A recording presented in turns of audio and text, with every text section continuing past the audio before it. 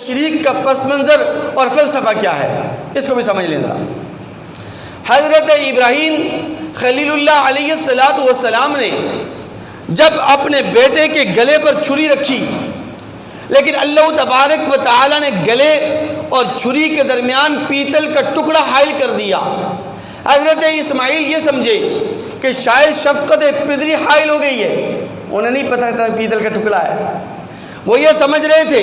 کہ باپ کی نظر میرے چہرے پر پڑ رہی ہے اور شفقت پدری حائل ہو رہی ہے، اس لیے بیٹا اپنے باپ سے کہتا ہے کہ والد گرامی آپ کی نظر میرے چہرے پر پڑتی ہے، شفقت پدری آ رہی ہے، آپ ذبح کر نہیں پا رہے، آپ پوری طاقت اور قوت سے میرے گلے پر چھری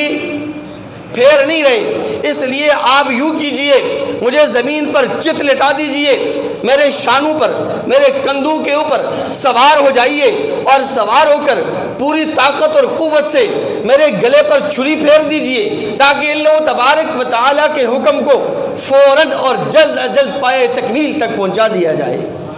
باپ نے ایسے ہی کیا، لیکن اللہ تبارک و تعالیٰ کی طرف سے یہ حکم نہیں تھا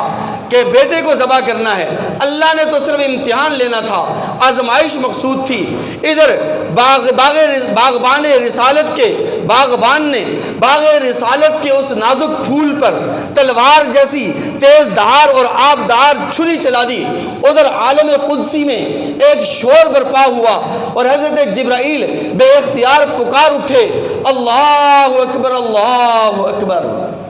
حضرت اسماعیل جو زمین پر ذبح ہونے کے لیے لیٹے ہوئے تھے، زمین پر لیٹے لیٹے انہوں نے کلمات پڑھے، لا الہ الا اللہ واللہ اکبر۔ حضرت ابراہیم علیہ السلام نے دیکھا کہ اللہ تبارک و تعالی نے مجھے کیسا مطیع، فرما بردار اور ہونہار بیٹا عطا فرمایا ہے، تو باپ نے خوشی خوشی کہا، اللہ اکبر وللہ الحمد، لا الہ الا اللہ